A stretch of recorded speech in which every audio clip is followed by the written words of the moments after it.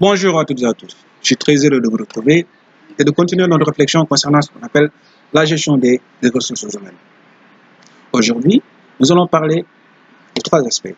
D'abord, nous allons parler de ce qu'on appelle la promesse d'embauche. Ensuite, nous allons parler de ce qu'on appelle la visite médicale d'embauche. Et enfin, nous allons effectuer la distinction entre les heures supplémentaires et les heures complémentaires. Comment calculer les heures supplémentaires. Mais avant même de rentrer dans le vif du sujet, il est important tout simplement d'effectuer un petit rappel de ce qui a été dit durant la vidéo précédente. Alors, on avait parlé de ce qu'on appelle les préalables du contrat de travail. D'accord?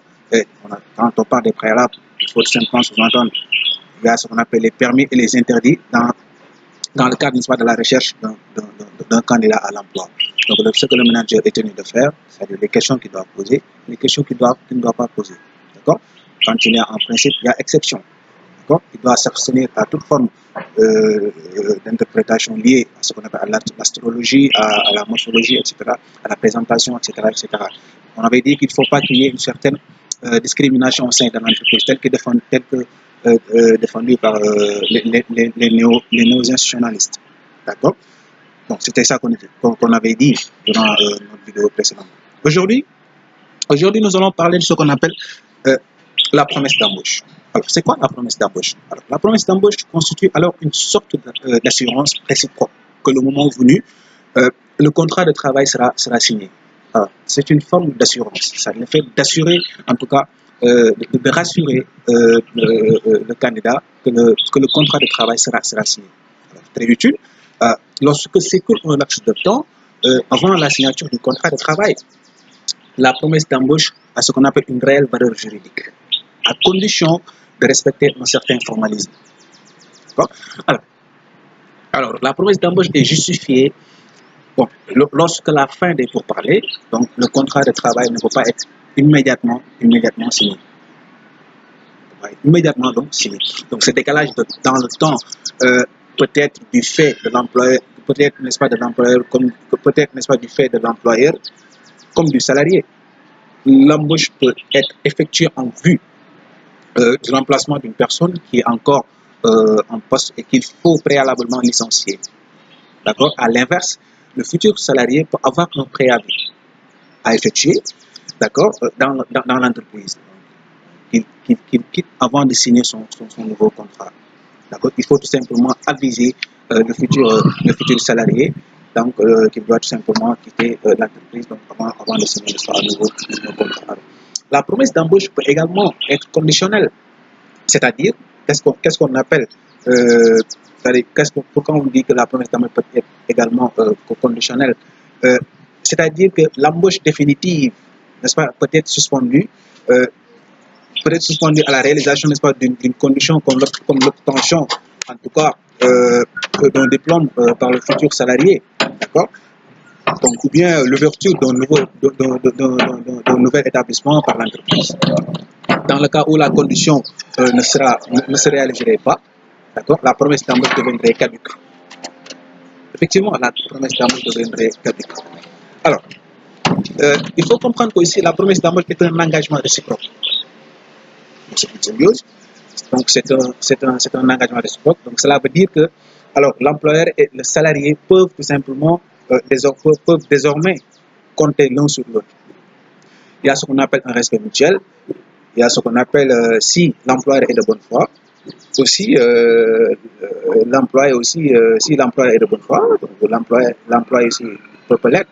Donc, ce qui veut dire qu'il y a ce qu'on appelle un engagement réciproque entre ces deux parties. Donc, c'est ce qui nous incite, n'est-ce pas, à définir c'est quoi un contrat. Un contrat, c'est tout simplement un accord de volonté générateur d'obligations. D'accord? Donc, à partir du moment où il y a une promesse d'embauche, le contrat de travail est considéré comme étant formé. C'est considéré comme étant formé. Donc, s'il y a une rupture, n'est-ce pas, de la promesse, cela équivaut à un licenciement sans cause réelle et sérieuse. D'accord? Alors, il est recommandé aux salariés, donc nous vous recommandons tout simplement, donc de recevoir une promesse d'embauche, de la signer et de la retourner à l'employeur. Donc, il faut signer et retourner, n'est-ce pas, ce que vous avez signé ça à l'employeur. Donc, cette signature confirme qu'il y a eu accord sur les trois éléments. ces trois éléments sont, il y a ce qu'on appelle poste, la rémunération, et il y a ce qu'on appelle les heures de travail, c'est-à-dire les horaires. Donc, il est aussi important, n'est-ce pas, de rappeler que dans le contrat de travail, quand vous signez la promesse d'embauche, ce que vous allez voir dans la promesse d'embauche, sont ces trois éléments. Il y a ce qu'on appelle poste, c'est-à-dire quand on vous donne, n'est-ce pas, c'est-à-dire la fonction que vous allez occuper, n'est-ce pas, au sein de l'entreprise, d'accord. Il y a aussi l'autre élément que vous allez voir dans la promesse d'embauche, c'est ce qu'on appelle le montant de la rémunération. Combien on va vous payer, c'est-à-dire la rémunération. Donc, combien vous allez recevoir à la fin, n'est-ce pas, de chaque mois. Donc, aussi la durée du travail. Je vous ai dit tantôt que les horaires aussi vont tout simplement figurer sur ce qu'on appelle dans le contrat, dans la promesse d'embauche. Donc, c'est un contrat. Donc, c'est un contrat que vous allez tout simplement parapher entre l'employeur et que les deux parties, en tout cas, vont signer. Donc, nous vous invitons tout simplement, quand vous signez une promesse d'embauche,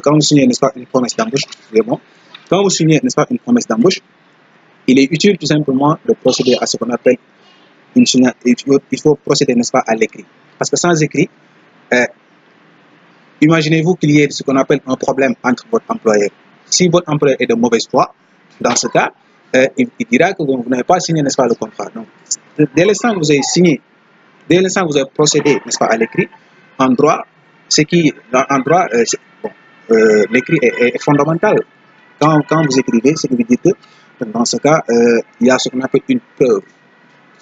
L'écrit est très important. Donc, quand vous procédez à une signature de contrat, il faut procéder à ce qu'on appelle à l'écrit. Mes chers amis, c'était la première partie, n'est-ce pas, de notre réflexion concernant, n'est-ce pas, la promesse d'embauche. D'accord. Maintenant, on va parler tout simplement de ce qu'on appelle la visite médicale d'embauche. Alors, tout salarié fait l'objet d'un examen médical à la charge, n'est-ce pas, de l'employeur. La conclusion, n'est-ce pas, du contrat de travail. Tout salarié, n'est-ce pas, fait l'objet d'un examen médical à la charge de l'employeur. Donc, c'est l'employeur tout simplement qui doit procéder à ce qu'on appelle, qui doit en tout cas effectuer la visite médicale. Donc, dans chaque entreprise, il y a ce qu'on appelle un médecin. Donc, c'est ce médecin-là tout simplement qui va procéder à ce qu'on appelle la visite médicale. Pourquoi effectuer, n'est-ce pas, la visite médicale au sein, n'est-ce pas, de l'entreprise? Pourquoi le salarié effectue la visite médicale? C'est tout simplement pour voir que est-ce que l'état de santé, n'est-ce pas, du salarié est compatible, n'est-ce pas, au milieu de travail? Est-ce que si l'employé n'est pas, en tout cas, atteint d'une maladie à haute contagion, c'est pour ça qu'on procède, n'est-ce pas, à ce qu'on appelle la visite médicale d'embauche. Donc, l'examen médical a pour but de rechercher si le salarié n'a pas atteint, n'est pas tout simplement atteint d'une affection dangereuse pour les autres travailleurs. D'accord, ça c'est la première condition. La deuxième, c'est tout simplement de s'assurer qu'il est médicalement apte au poste de travail auquel l'employeur envisage, n'est-ce pas, de l'affecter. Alors, mes chers amis, c'était ça, en tout cas, notre réflexion concernant, n'est-ce pas, ce qu'on appelle la promesse d'embauche et ce qu'on appelle aussi la visite médicale d'embauche. Alors, pour notre troisième partie, nous allons parler de ce qu'on appelle des heures supplémentaires. Nous allons parler de ce qu'on appelle la distinction entre les heures supplémentaires et les heures complémentaires. Alors, par définition, les heures supplémentaires, telles que définies dans le Code du travail sénégalais, les heures supplémentaires peuvent être définies comme étant, représentent, n'est-ce pas, le temps de travail dépassant, n'est-ce pas, la durée légale hebdomadaire, n'est-ce pas, de travail fixée à 40 heures. Au Sénégal, c'est à 40 heures. Donc, si vous allez en France, bon, c'est 35 heures. En droit français, c'est 35 heures. Alors, au Sénégal, la durée légale hebdomadaire est de 40 heures. Donc, elles sont encadrées par un régime juridique spécifique.